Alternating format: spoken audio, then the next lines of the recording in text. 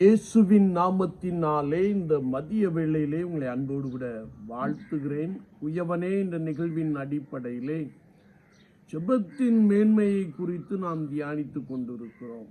இன்றைக்கும் சங்கீதம் 57:2 நாம் வாசிக்கின்ற போது, எனக்காக யாவையும் செய்து முடிக்கப் போகிற தேவனாகிய உன்னதமான தேவனை நோக்கி கூப்பிடுவேன் என்று தாவீது சொல்லுகின்ற ஒரு வார்த்தையை நாம் வாசிக்க முடியும்.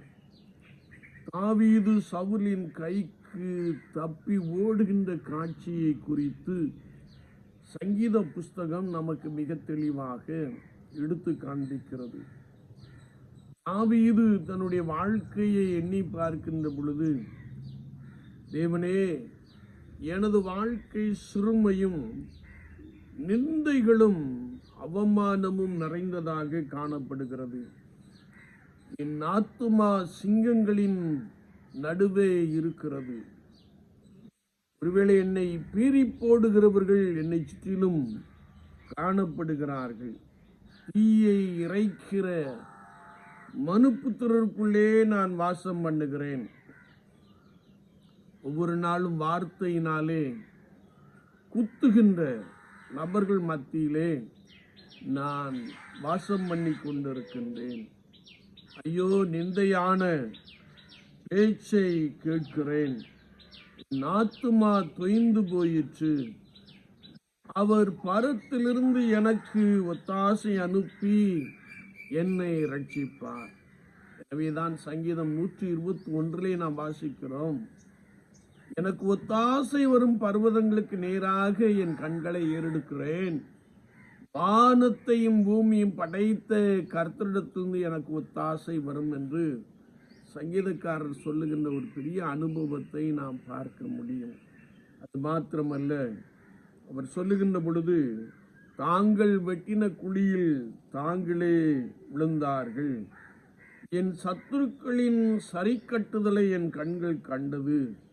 நானோ தேவனை பாடி கீர்த்தனம் பண்ணுவேன் என்று சொல்லுகிற ஒரு வார்த்தையை நாம் வாசிக்க முடியும். என்னை கேட்டுக்கொண்டிருக்கிற என் அன்பு சகோதரனே, சகோதரியே, உன்னுடைய வாழ்க்கை மிகவும் சிறுமையும் நிந்தைகளும் அவமானங்களும் நிறைந்த ஒரு வாழ்க்கையாக காணப்படலாம். நீ இன்னும் ஒருவேளை வார்த்தையினாலே உன்னை கொல்லுகிற ஜனங்கள் மத்தியிலே நீ வாழ்ந்து கொண்டிருக்கலாம். அது மாத்திரமல்ல, உன்னை பீறி போடுவார்களோ என்று நீ பயந்து கொண்டிருக்கலாம்.